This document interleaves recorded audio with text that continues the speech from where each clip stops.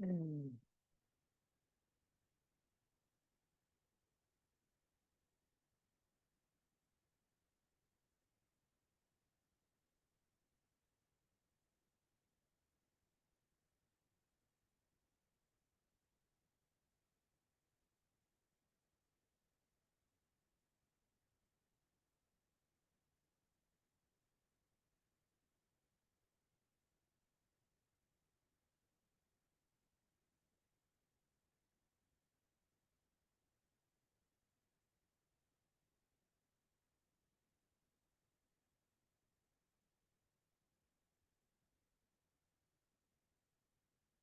What up, stud?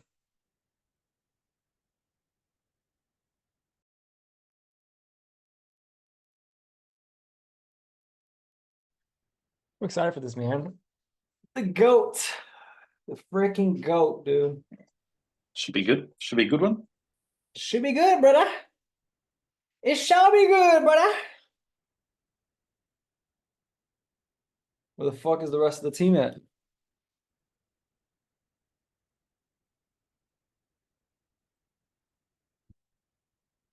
Oh, man. How's your day going, bro? You been back gymming and stuff? Or still not gymming after being sick? No, I've been gymming. Today, I didn't go this morning, though. I'm about to go, right after this. Mm. Or then I have to go do some fucking sales car reviews. I finished trays yesterday. I looked up at 7:30 my time. And I'm usually in bed by 8. So behind, bro. Uh, Uh, Come on, people. Let's go. is that the Apple Magic keyboard? Yeah. Yeah, yeah, I yeah, yeah, have yeah. this I have this one, right?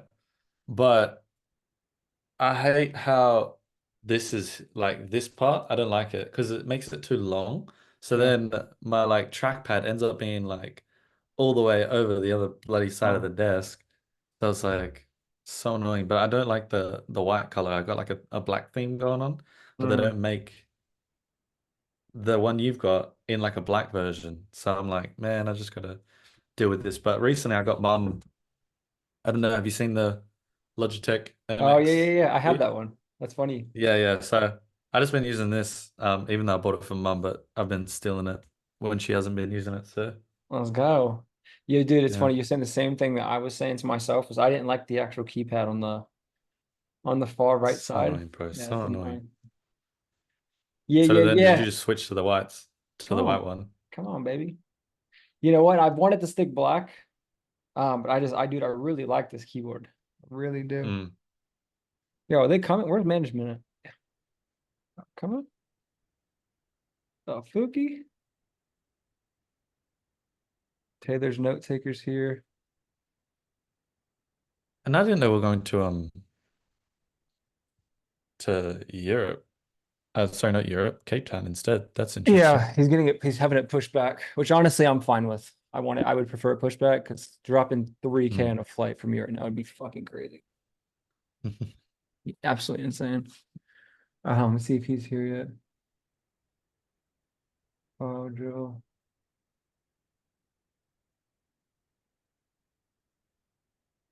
This is a recording still, by the way. I don't know if you wanted to It's record fine. all of this. They'll edit it out. It's fine. Cool.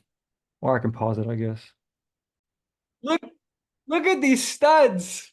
Look at these studs. So many of them. So many. Hey, first and foremost, everyone drop some W's in the chat. Just go ahead. Just drop a couple dubs. Just a couple dubs. You guys have heard me say this man's name so many times over. It's not even funny.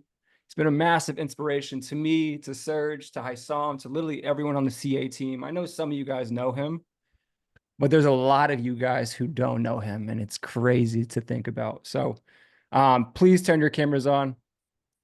Show up here, show up for yourself how you would show up for your clients.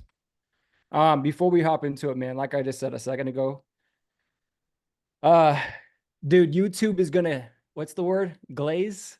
They're gonna say I'm glazing. They're like, this guy's glazing over this guy. He's a glazer. I can already see the YouTube comments, man.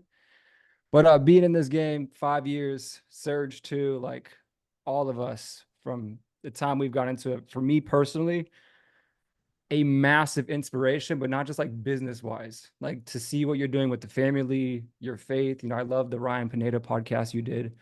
You're just truly leading by example, and someone I personally, and I could probably speak for a lot of people on the team, really, really look up to. And so we are like extremely grateful to have you here, man. So I just want to say massive thank you for this. Awesome, dude. Thank you. Thanks Of for having me. course. Of course. Before I hand it over to Serge, I think the best, you know, hey, you're a marketer at heart, right? Yeah. Well, I don't know. You could decide. For someone who has gotten so popular and so big that the FTC has came after him, you've had to have made some money. And so to hook people in, for people watching on YouTube, the people here, so we don't get them straggling over, just give a people an idea of how much you have generated online so you can kind of hook them and be like, hey, you should probably pay attention. Yeah. Well, there's the FTC official number, and then there's the we can't count that high and that many people numbers, so I'll give you both. We're pretty close to 9 figures personally, like from the portfolio.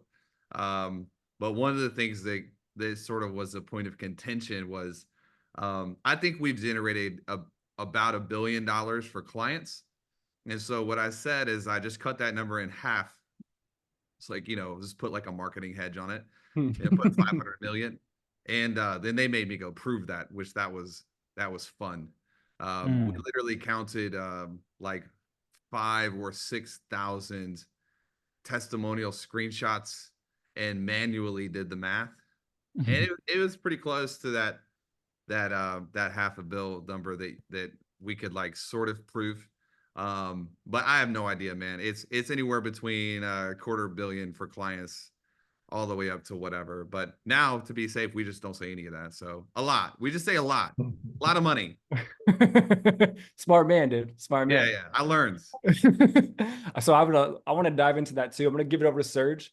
Guys, camera's on. I'm gonna drop all his links down below. If you find value in this at all, go on your stories, tag me, Taylor, and Serge, and let's get this man out there. All right.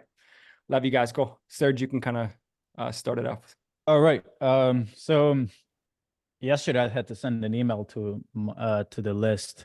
So right now we have, just so you give you context, we have either our clients, we have partners, and we also have people in we kind of like have an education front end, low barrier community subscription. So I had to send an email, and one of the arguments that I put out there is I tend to follow people, not necessarily because of their success in business, but for the fact that they didn't have to sell out in order to achieve the success. And they're who they are, and they teach and lead from that person, and whatever comes from it stems from who they are, right? And you're one of those people that I follow, like every morning, daily mind medicine on my way to get coffee or a bagel, play that thing in the car every morning, right? And I've been listening to it. I think last year or the year before, you kind of like took a break from it, and I was like, hey, and I would go back to the 2021, 2020 snippets, and I would just re-listen to it. Just for context, started client acquisition at IO middle of July 2021, before I was running an appointment setting agency. And when I found, back then we were pushing traffic and funnels, sales mentor, all that good stuff. And I felt like, I had gone through SAMOV and stuff. Then I would go back, then I would see ads from traffic and funnels. Never really bought any program from you personally, but I would kind of like funnel hack the VSL, the Holy Grail thing. And I would just kind of like try to study it, right? Because I feel like you can learn more from just funnel hacking a lot of the time, other than just necessarily just buying. A lot of people just wait to buy stuff that they never implement, and you could just implement a lot. And since then, I've just kept up with your content, specifically the podcast for sure. And I personally love the way you teach, and you're just yourself. You keep it 100. You're not hiding anything. You're just saying as it is. And that way of just creating a relationship between the listener and what you teach has always been one of the things that I really like from you. And for people who don't have context, what I'd like for us to start by is, just so everyone kind of like understands your story, I'd love to kind of like you share your story of how you got started in the game, then the brands you ended up building, and then what's really most important for everyone here, because one of the things we preach to all our clients is that the market has changed. It's not just simple for you to think you're going to just go out there and sell Facebook ad or be another coach. Like, it's not that easy. And one of the things that we're pushing is this idea of finding moats and finding things that are not scalable. So you can do things that most people won't follow you, where you can take the market where people won't do because everybody just want to run ads, want to just set and sell, but that everyone can do today. So I'd love if you can share afterwards, after you share kind of like your story, your background, how you're now building companies. Yeah, You know? that'd be great. That'd be great. I saw in the chat someone said it's 3 a.m. their time. Brandon, is 3 in the morning. Props, dude. Props for you, because that is earlier than I've ever been awake. Yeah, so I actually, does anybody anybody go to church? Like, show of hands, like, okay, cool. I grew up in church worlds, so I was on staff at a church. I remember being like 12 and watching a video of someone leading worship, and I was like, that's what I'm gonna do. I'm just gonna lead worship and tour. And that's what I did. I got that dream. I was in church life. I was on staff from when I was like 19 to 24. And it was like, has anybody ever like wanted something in your business or life and then you get it and you're like, oh, this isn't what I wanted. It's not actually. All the time. Like, I picked the wrong goal. That's kind of how I sort of felt that way, because it was a life dream of mine. I just wanted to be like a full-time ministry guy. And then I got married and I got into business accidentally. My wife is a badass. She's an entrepreneur. She made way more money than I did. And when your wife, who makes more money than you do, and it doesn't matter, wife, husband, substitute, whatever you want, is like, hey, you need to do something with your life that is productive. I was like, well, maybe I'll just figure whatever people are doing on the internet and make some money. So I picked up a book in search of, this is too deep, just speed me up. But I'm giving, brother. Keep going. Keep going. I picked up a book. I remember sitting on the beach in Alabama in 2014. It was a book by a guy named John Carlton, and he was teaching about a subject called copywriting. Copywriting was like, I'd never heard of it before. The only copywriting I was aware of is you would copyright your songs with the US government so people couldn't steal from you. It's like, how is this person making millions of dollars a year, like copywriting music? I was so dumb. I didn't know anything.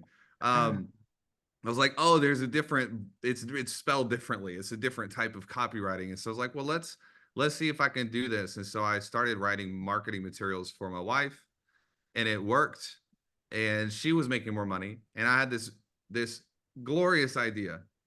I said, hey, Lindsay, if I just write a couple letters per quarter, then you'll make the money that I'm currently making from working, and I'll just chill. And she was like, yeah, no, how about we don't do that? It's not what I had in mind. And she was sort of like a prodding device. It's so funny how culture changes, because now we have a little bit of the inverse. Like, the younger generation now is like, yo, raw dog life, never sleep, never do anything, work weekends, sleep in a sleeping bag next to your computer. But this is 10, 11 years ago.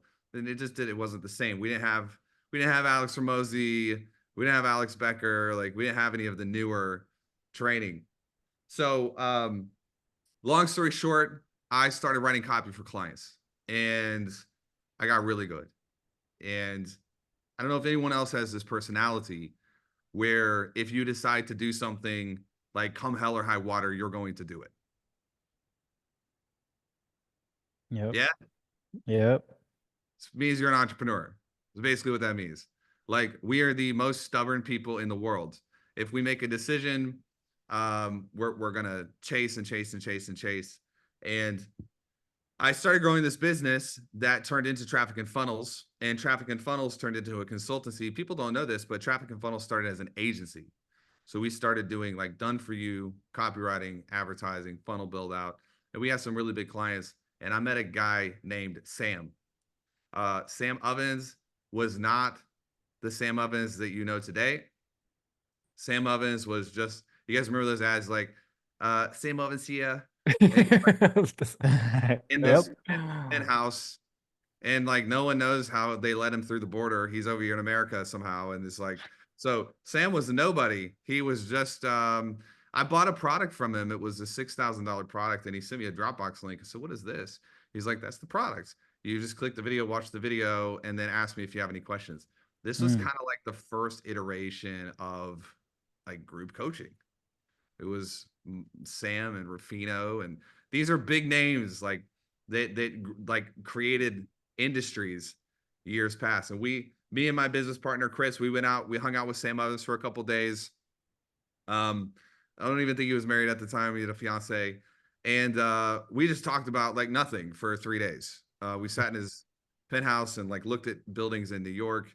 And when we got back, I was like, I think that this business could be big. But Sam told us one thing. He's like, no more agency work, only consulting. And so we cut the agency. We kind of tied it off. We only did consulting. And then we started growing and scaling. And TF went from 30,000 a month to 150,000 a month to 600,000 a month to 900,000 a month to 1.2 million a month to 1.5 million a month to 1.7 million a month. And then in the middle of that, I ran out of salespeople. So it's like, I need to build something where I can find more salespeople, because all the salespeople are losers, and I'm having to basically teach them how to do everything. So we started Sales Mentor. The Sales Mentor went from 10,000 a month to 500 a month to $1 million a month to $1.5 million a month. And they were like, we need to start something for advertisers. So we started Intelligent Advertiser, and that one started scaling.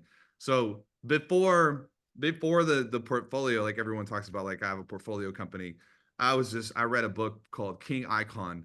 There's a famous hostile takeover investor named Carl Icahn. And Carl Icahn was just buying companies and putting them in a portfolio. I was like, well, what if I just build them? This is like all before everything. We had no idea what we were doing. We were just like building companies, putting them in a portfolio, and they were all growing. And one day I came home. This is about 3.5 years ago. And Serge, it means a lot to me that, you know, you speak highly of the integration of family and business, but I had to learn that the hard way, because I came home one day and my daughter didn't want to talk to me, and my wife was like, yo, are you home this week? Are you not home this week? And I just realized that something had to change. In addition to that, at home, I started noticing the market changing. Sales were getting harder. Everyone else was doing the same thing.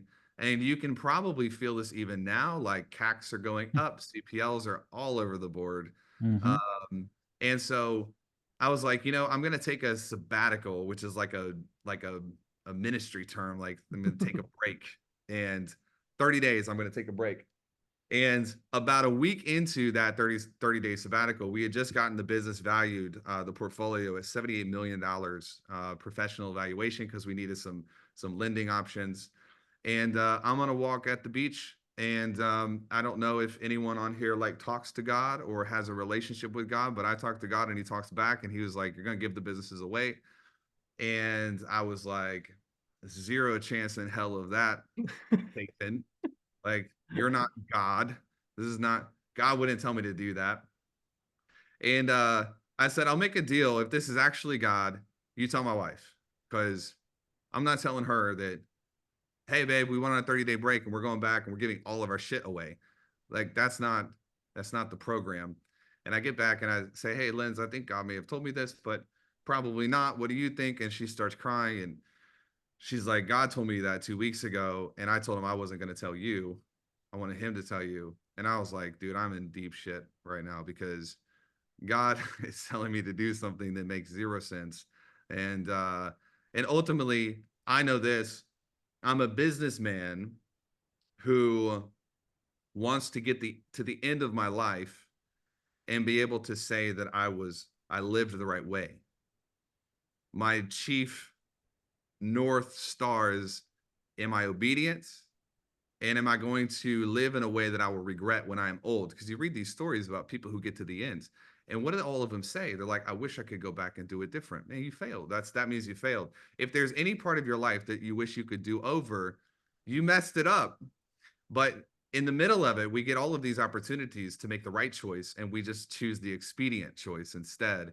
And so what I did is I was like, I know that I'm going to talk myself out of this, but I'm going to go for it. So I talked to the partner, sent off the email, and you know, it was messy and it was a little bit frustrating, but I ended up walking away from that portfolio, all of it. And then the FTC happened. And so I'll pause right here to make sure I'm still on track. But that's sort of the arc. Like if you look at the arc, there's like church world, then there's like startup business, then scale, then kind of like there's a stop, walk away, do something new. I think everyone in their life probably has between 6 to 10 chapters. And so I would consider myself right now on chapter 4, and I expect it to last probably another 10 years. Then I'll probably be kicked into politics or something crazy after that, but we'll see. So I'll pause and make sure this makes sense. And if you want me to tighten up anything, let me know. And I'm assuming this is like interactive because people's cameras are on and stuff, right? Yeah. Yep. Okay, Yep. cool. Yeah. So Serge, how's that? Where do you want me to go from here? That's perfect. Now, so you left everything, dealt with the FTC. Now you have to now start a new brand, which Wealthy Consultant. Now, from the lessons and from your experience, what are the insights that you have that led to the way that you're building the Wealthy Consultant now? Yeah. The Wealthy Consultant actually came like 2 months after I walked away, and the FTC started maybe 6 months after that. So people don't know this either, but originally, when the FTC showed up, they pulled my social security and picked every business that I'd ever been associated with and investigated those. And so there were like 26 or 25 different businesses. Welch Equities was on there, Wealthy Consultant. And through the process of like going through investigations, they were like, hey, we're done. We don't want to investigate TWC anymore, or Welch Equities anymore. And so we had to build Wealthy Consultant in the middle of the FTC thing. And so what the FTC does is they basically say everything you've ever said pretty much in your life, we'd like you to prove it. And you have to go through, like they wanted every call recording that we have ever had.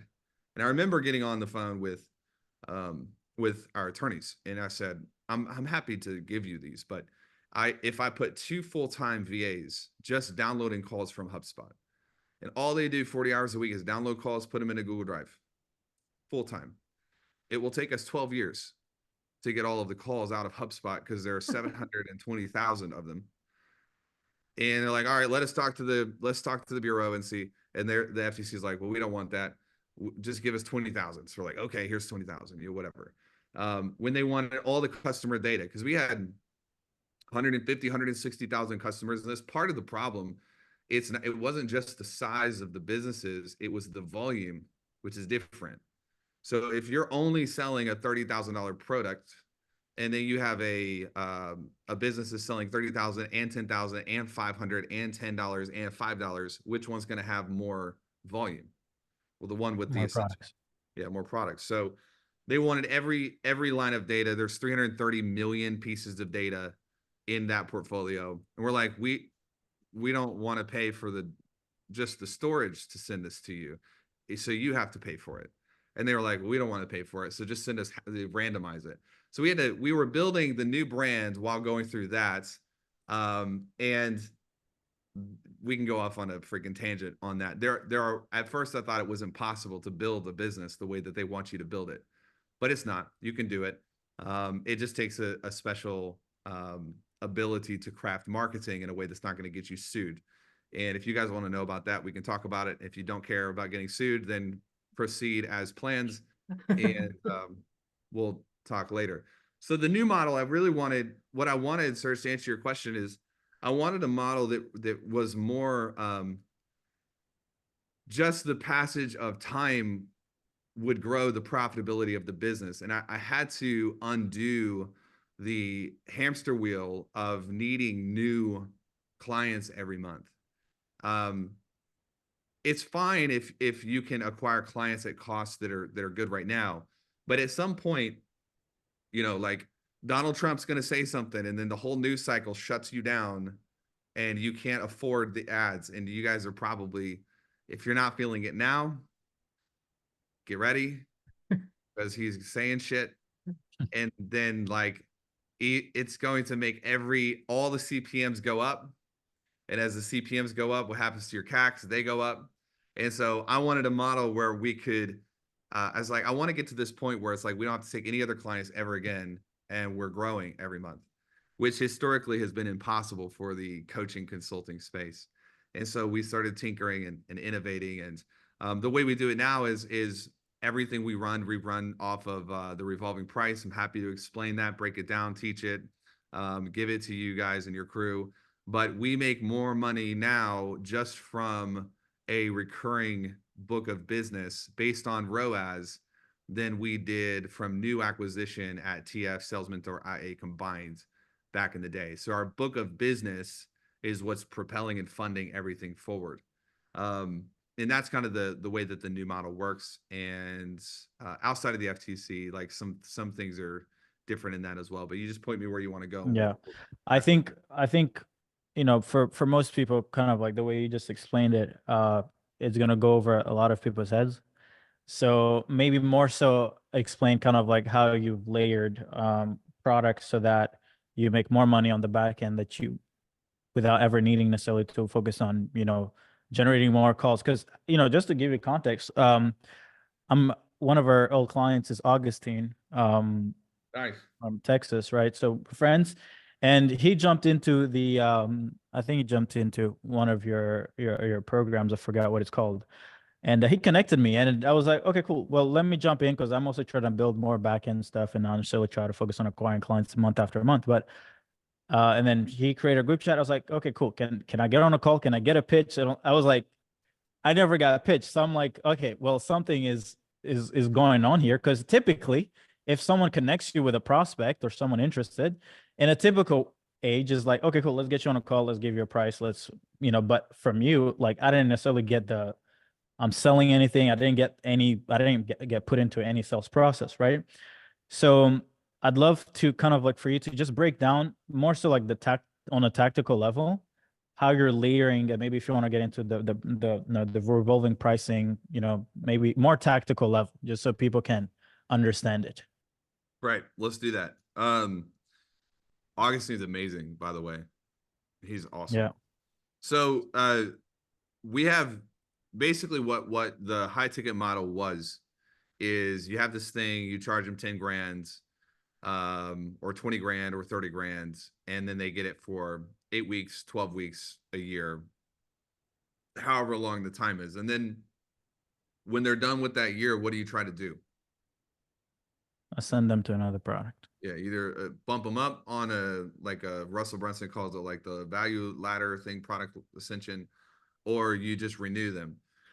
And what I wanted to do is I wanted to meet the middle where there's two schools of thought here. One school of thought is you sell them a specific amount of time and you renew them at the end.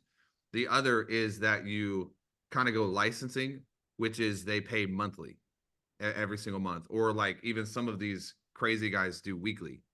And so it's just a predictable MRR type model. Mm-hmm. I wanted both. I wanted the economic value of something expensive with the recurring value of something stretched out or amortized over 12 months, 24 months, 36 months. Does that concept make sense to everybody? Yeah. Okay, so putting this together, what I was like, it's like, oh, dude, this is basically how everything else works already. Does anybody own their house? I don't. Not me. Anybody own a car or a car payment? Yep. Does anybody have a loan where you bought something really expensive and you have to pay for it? Of course. Okay, you have a down payment, and then what do you have? Payments, monthly payments. Payments. So the down payment is more or less than the monthly payment? More. It's more. So it was like, this is the model to meet in the middle. So I said, we're going to charge we're going to charge for the asset. So let's use a car as an example. We're going to charge them for the asset. Then they pay for the experience that they have on a monthly basis of driving that car. And then there's other things that they have to pay for, such as fuel, oil, whatever. Nobody is like wanting to buy a car and not put gasoline in it. Nobody's that stupid. Like you know that you have to pay for the upkeep. For your business is the same way. So we started developing this model where people pay an onboarding fee. So they pay onboarding. What are they getting?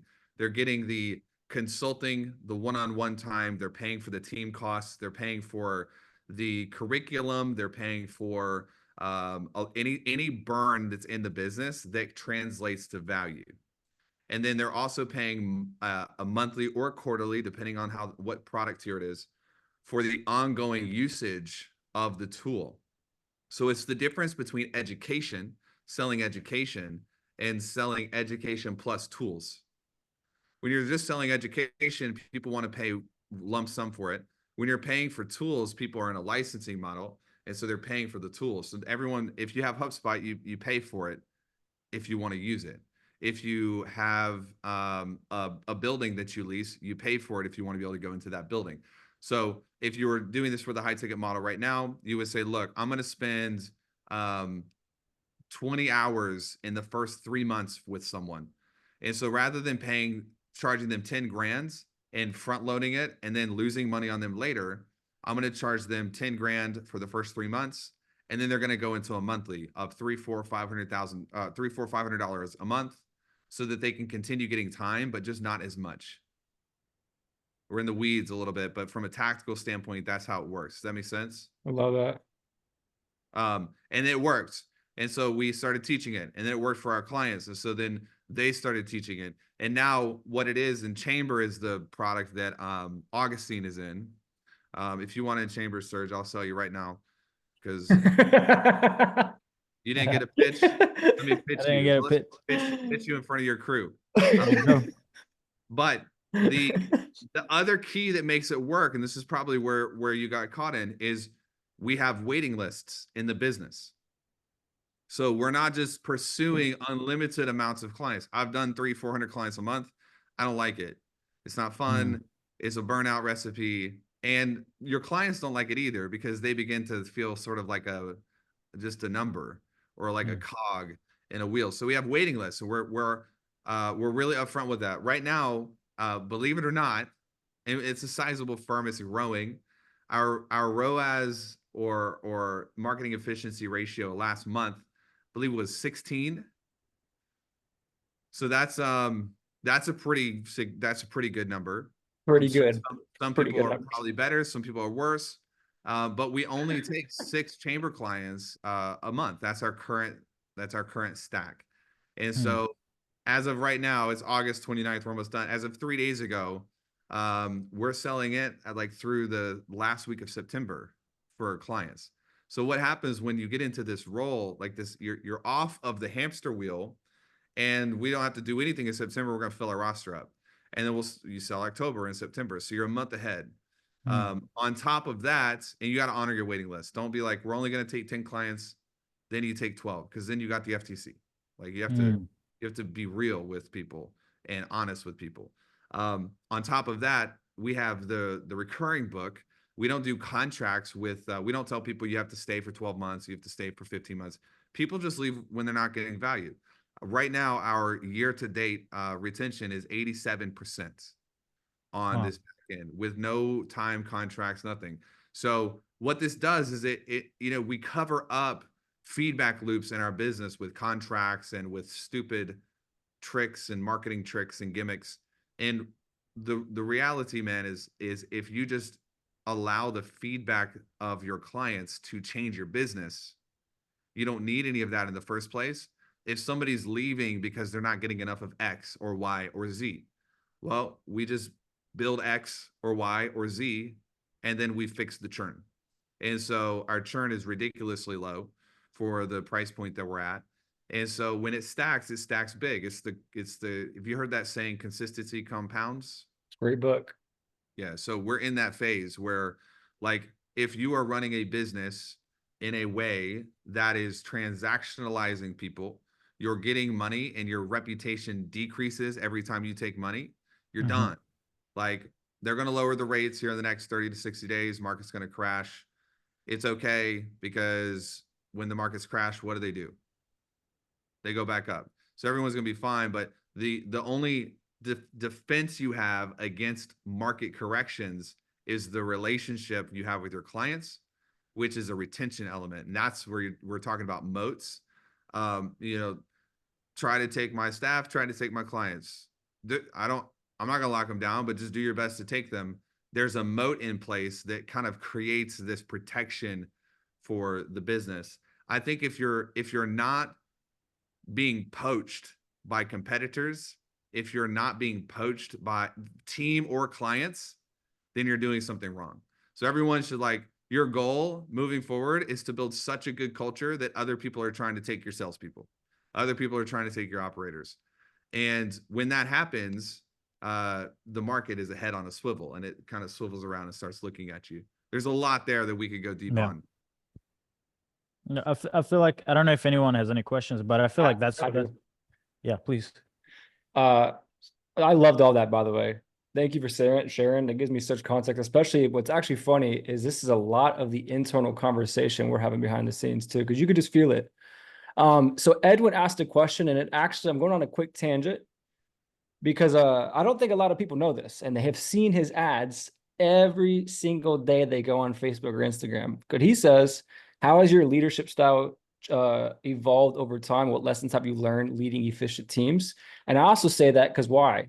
I bought from Ashton Shanks, very great guy. I've been in Cole Gordon's programs.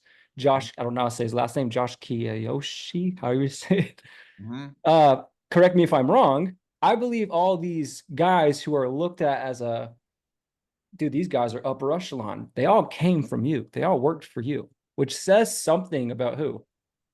You. And so I want to echo what Edwin's question is. It's like leadership style. Like, why do you think that has been the case for you? And what have you learned? Yeah, well, I was at the beginning, you're like, you'll see, like, as Ashton was there, Cole was there, Peyton was there, Josh Johnson was there, That's what it is. Owen was there. And then the clients were there too. So, like, you can probably stack it up, and it's a pretty healthy percentage, whether they worked for me or they were clients of mine. Like, some way, somehow the intersection is present. But a lot of them they kind of got the short end of that stick. So let's take Cole Gordon for an example. Cole Gordon came in 2017. Cole's a genius. He was not a genius then. And so he was just a little whippersnapper learning how to do it in the days. But the thing that if you ask Cole about it, if you ask me about it, we'll both say the same thing, that I prioritize the production of a person really over the health of the person. So Cole, to me back then, he's just an asset. So I'm gonna get my money's worth out of this person, which creates a very transactional culture in a team. And like, I still remember like conversations that we would have that were like, I was redlining that man all the time. Like, he was constantly redlined because I didn't care. Dude, go figure out how to sleep on your own dime. But if you're going to be here, like, you're going to have to be the best. And while that was effective in the short term, it was very ineffective in the long term, because as everyone knows, Cole's not with me anymore. He went out and built massive businesses, and a lot of his lessons he probably can attribute here, but some of his lessons he can attribute to just doing the opposite of what I did. And that's where, as a leader, I have to go, oh no, like, that's not, I don't want to. There's a story in the Bible about two kings. One's name is David and one's name is Saul. And maybe you've heard the story, maybe you haven't. But David learned how to be king by how bad of a king Saul was. Well, what does that say about Saul? Say what you want about David, but that's not how I want to go. Like, man, I learned so much from Taylor. Really? Tell me about it. Let's just do the opposite of everything he does. No, it's like not the legacy you want. And so I had to pivot. Part of that happened like when Kate was born, my daughter, she's 5 now. I I just had a moment where I realized like there was someone on our team and she wasn't doing a very good job. She was lazy. She was not retaining information. And one day I just went off on her. I was like, if you're going to be dumb, go work for someone else. Like I can find some competitors, like very, very, very aggressive, toxic. And I just sort of had this low key check where I was like, bro, if anyone talks to my daughter that way, I'll kill them. You know, like I'll sue them just for the fun of it. And I was like, oh man, it doesn't matter. It actually doesn't matter if I'm right or wrong, if I am disrespecting the other person's humanity when I am teaching them, when I am so toxic that, and that was something that changed for me. And now what you see, to answer Edwin's question, is if I have to count the cost of turning someone into a Titan. Not everyone's a Titan. Not everyone's an A player. And so there are a lot of people who will apply to work with us and they're good humans, but they're like C players. And I have to know that if I try to take someone from a C player to an A player too soon, it will break them. And therefore we probably will pass on them, because the speed of something is the tension of something. So we had this saying even back in the day, we still have it now with our salespeople. Like everyone wants to be close to the sun, right? Like Taylor's the team money, the golden child. Taylor's the one that turns nobody into Cole Gordon and nobody into Josh Johnson and nobody into Peyton. But don't get it confused. The closer you get to the sun, that shit's hot. It burns. And so if you don't have the right mental stamina to take it, then the last thing that I want is somebody really close and I'm constantly having to like fix their shit, teach them how to wake up in the morning. Don't pee on the toilet seat. That's gross. Close the door when you go to the bathroom. Don't fart in front of it. Like, it's just stupid. But people do that every day. You all have staff right now. And it's like the mistake you just made is the equivalent of me like going and peeing in the middle of the street. Like, why are you doing this? Those are just the wrong employees. And so if we can't stick with someone for 10 years, and I ask this question when we're interviewing now, if I'm not allowed to fire this person for 10 years, would I still hire them? And if the answer is I don't know or no, we do not hire that person, because then it's going to turn into, we only have two options. Do I abuse them to fix them, or do I just let them run rampant? And you don't want to even put yourself into that situation. That's a big change. I'm a little bit kinder now, Edwin. I'm a little bit kinder. Not much, but enough. I love it. One question that I had written down, because I heard you say this a while ago, and I'm asking this because I hear it all the time. You know, we have a lot of guys who are over 50K a month, 100K a month, but obviously there's a vast majority of them that are like somewhere between 0 to 10, 0 to 20. And they're always like, I don't know what to focus on. And I remember you talking about your $10,000 hour per task for productivity. Yeah. 1,000, 10,000, 100,000. Yeah. Can you give people some context on that? Because I get asked that all the time, and it's so important. Yeah, I think so. There's one addendum to that in the last 2 to 3 years. And so I'll start with the rule and then I'll give the addendum, which is the change. If you do something in that, like if you write a VSL and that VSL goes out and it makes you $3.5 million, and that VSL takes you 10 hours to write, then the hourly ratio on, let's see if we got people who are paying attention. What's the hourly ratio on that 10 hours of time? Dollars per unit of time. 350K. Is it 3 million? No, Yeah. I'm not about to live down. This is going on YouTube, bro. Better call me the Glazer and an idiot. No. 350K. 350. So you got 3.5 million, 10 units of time. So you got 350K. So that would be something like, okay, well, that's a pretty good yield. I'm going to do that. But then if you're in there in support emails and you answer 100 support emails, it takes you 2 hours. You don't make any money. Let's say you save one deal in support for $10,000. What's the economic unit value of time for that? 5K. Is that more or is that less than 350,000? Less. Less. Far less. I think it's funny because we have like 70 people and 1, 2, 3, 4 answers. Which is good. Is it more or is it less? Come on, guys. Come on, guys. We gotta do There's- math. We gotta do He's math. judging y'all right now. He's judging. Yeah, I'm judging and I'm finding you. Okay, there we go. It's less. It's less. So knowing the economics of your time is a really big deal. And there are things that only the founder can do, but not that much. The things that only a founder can do is very narrow, like very, very, very, very narrow. So if you read a book, there's a book called The Big Leap. It's a great book. He talks about your zone of genius. Does anybody on this call know what their zone of genius is? And if you do, put it in the chat real fast.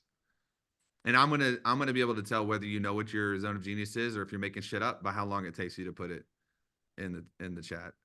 Okay, connecting with people. That's okay. Hey, sometimes the greatest answer of all time is I'm not sure. I don't know. The most profitable answer is the right answer.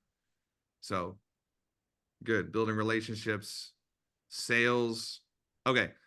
So if you take everything you're doing in a week and you just have to time audit this, because I can guarantee everyone right now, none of you know what you're doing in a week. I can almost guarantee it. You have to time audit it because you're like, well, I do pretty good with my week. And then you time audit it and you're like, I can't find what I did for 3 hours. Well, yeah, bro, you're probably like just clicking through Chrome tabs back and forth, context switching. So when you audit it and you look at it, you'll find things on your list that are making you no money. They're making you $100, making you $10,000, 100,000, $1 million, so forth and so on. And anything that you can find where you can pay someone less than what you're making from it, then you should do it. So you should get staff. So we teach this thing inside of teams, T1, T2, T3. I don't know if you guys have read The Wealthy Consultant. It's on Amazon. I think it's like 99 cents. We talk about T1. These are decision makers that you can hire in your business. T2, these are managers. T3 is labor. If you just go through with the broad brush and replace all of your labor that's underneath the amount of money that you want to make, in the next month you'll make more money. And it's like magic. People lose their minds over this. Well, yes, because you're not having to do work. You're paying someone else to do work and you're doing just the $350,000 an hour tasks. And so it's not quite as linear as like, here's what everyone should be doing. Then here's what everyone should be doing. Because Amy might have something totally different than Edwin that is her zone of genius. And so whatever your zone of genius is what's going to make you the most money over time. The addendum is, everybody ready for the addendum? Shoot a yes in the chat if you're ready for it, because it's a big deal. And if you miss the addendum, then you'll make a lot of money and you will be depressed. That's not a good deal. It's not what you want to do. The addendum is take the same time audit in another week and attach energy to it. Does something fill you up or does it lower you down? Does it make you excited or does it make you nervous? Does it make you frustrated or does it make you happy? Never replace the things that fill you up, because if you do that, then you'll become more profitable and you'll become unhappy. And then the only way out is you just got to become a nihilist.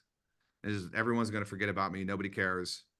And you're just a robot at that point. So you always want to keep in mind the things that make you happy, the things that produce joy for you, and then just bring those in. That's probably what's in your zone of genius. Does that make sense? Makes total sense. 100%. Sir, do you have any questions? Anyone have any questions? I have some, but I don't want to be the one who just takes the floor. Anything at all? You guys I'd love scared? to. You guys scared? I think they're scared, bro.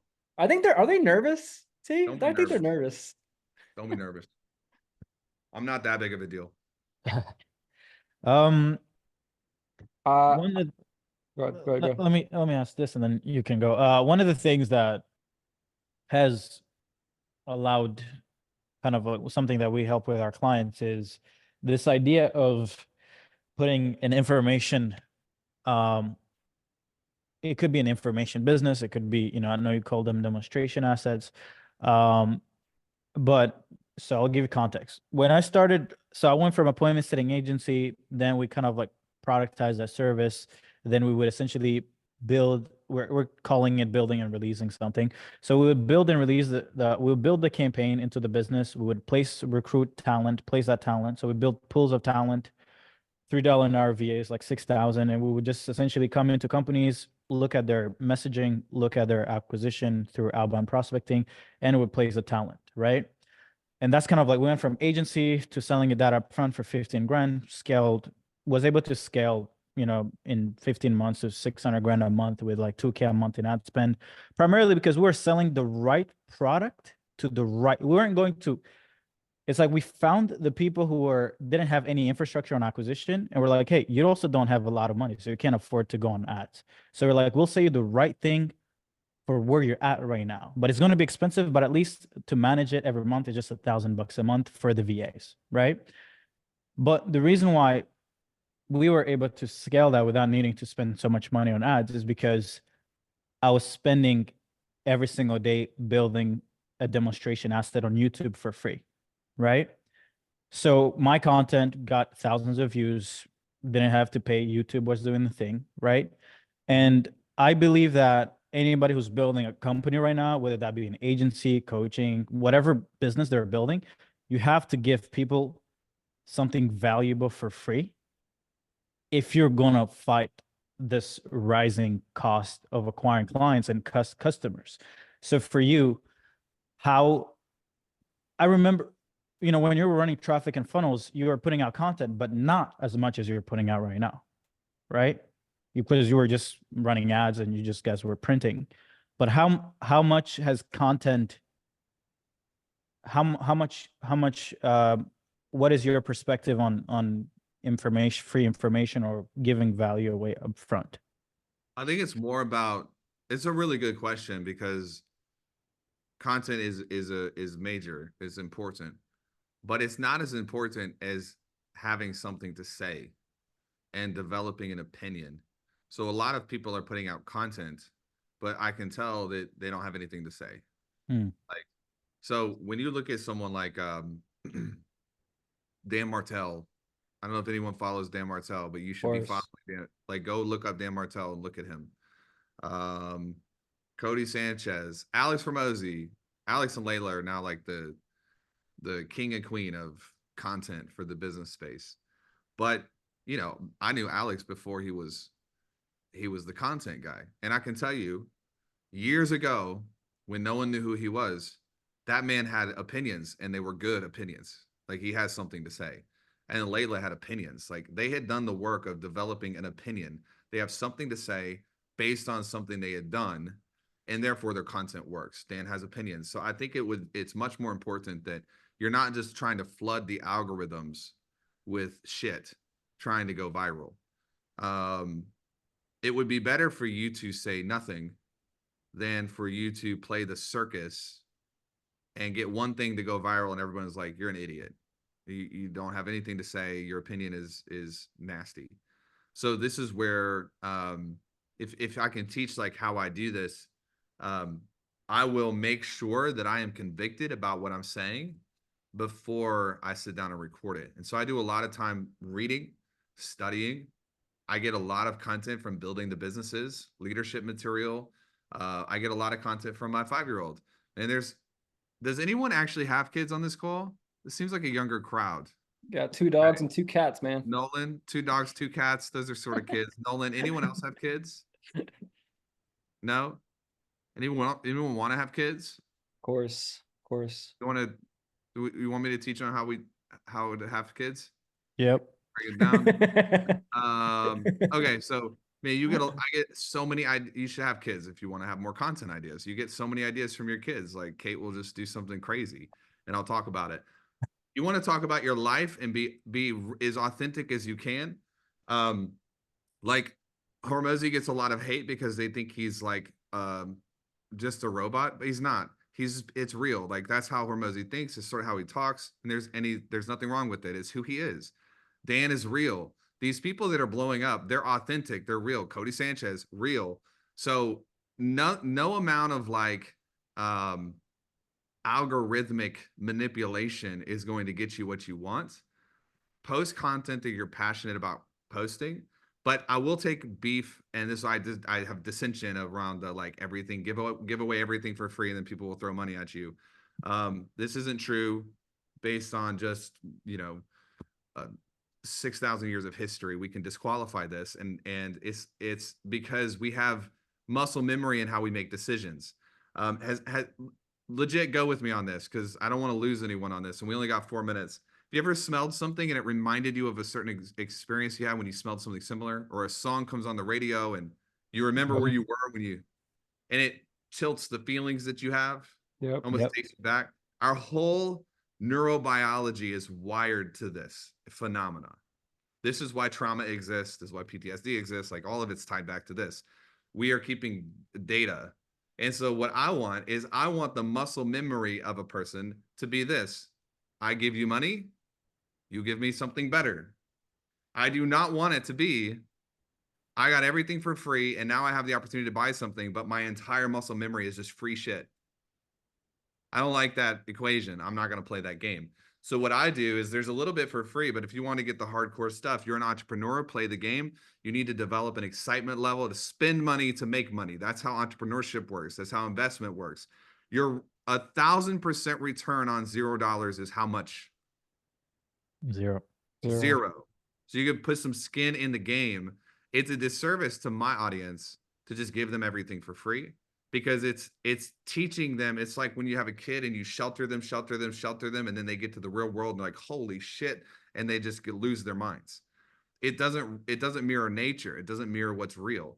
So what does mirror what's real is, if you want the car, you pay for the car. You pay for it. You get value in exchange for money. So that's why Serge, I don't play that game. I got everything to sell you. Like, I'll sell you, what do you want? I'll go make it right now. And as you buy, you're like, man, this is way better than what I thought it was. And then when the next thing comes open to buy, it's like, well, I got a great return on the last one, so I'm going to buy this one next. And that muscle memory kicks in. As long as your products don't suck, it's a great way to do it. If your products suck, you completely destroy your reputation. 100%. When you pay attention. Dude, I know we're wrapping up on time. We want to be mindful of it. No, Sandra said you got a meeting right after this. I want to end it rapid fire, last 5 questions, and I want to open the floor, have you shout out any cool things you're working on so people here and on YouTube can see. You ready? Yeah, let's go. Favorite business book and also overall book. Favorite business book, Jim Collins. I think it's got a yellow cover. It's called, I think, BE 2.0. Okay. I'll text it to you though, because I can't remember the title right now. But okay, Jim Collins is sick. Beyond Entrepreneurship. Yeah, BE 2.0. Got it. What about overall book? Just your favorite book in general. 48 Laws of Power. Love it. What CEO or founder are you following or studying right now? Elon Musk. Just Love like the it. rest of the world. Oh yeah, for sure. Favorite online tool that you're using right now to build a business? Evernote. Love that. One thing that has made everything easy in your life? God. Love it. Something you wish you knew back when you were 20. Could be 1, 2, or 3 things. Relationships are way more important and way more profitable in the long run. You said 2 or 3 things. It don't matter. It's fine. So that's it. Unless you got more. Let's just stick with that. Relationships are the key to everything. So that's the biggest thing. Last one. I know this game is tough. It's stressful. You're going to get punched in the mouth. Was it worth it? 100%. Zero doubts. Love it. I love it, man. Dude, you've been awesome. Is there anything you want to shout out? Anything cool you're working on? We've already plugged all your socials, but anything else for the people? Yeah, I think we do a lot of events. If you guys want to ever hang with us, I think we're doing a virtual event. We go 8 hours, 8-hour marathons. A lot of reprogramming, a lot of mental elements, a lot of tactical stuff. Like some of the tactical stuff, Serge, we were talking about, we have more time to go into them. We can send you links to that. We should just be JVs on some of that, guys. The YouTube right now. I saw some questions about God. Just go to the YouTube, the deep end. We dive into it. God's a great business owner. So there's a lot of secrets inside of that for how to be a better business owner. Love it. Thanks, Taylor. Thanks for jumping on. Thanks for making time. And yeah, we should definitely build stuff soon. together. I think there's a lot of work. There's more money to be made. Sign me up. More- All right, guys. Love you All right, guys. take care. So, have a good Ciao. one.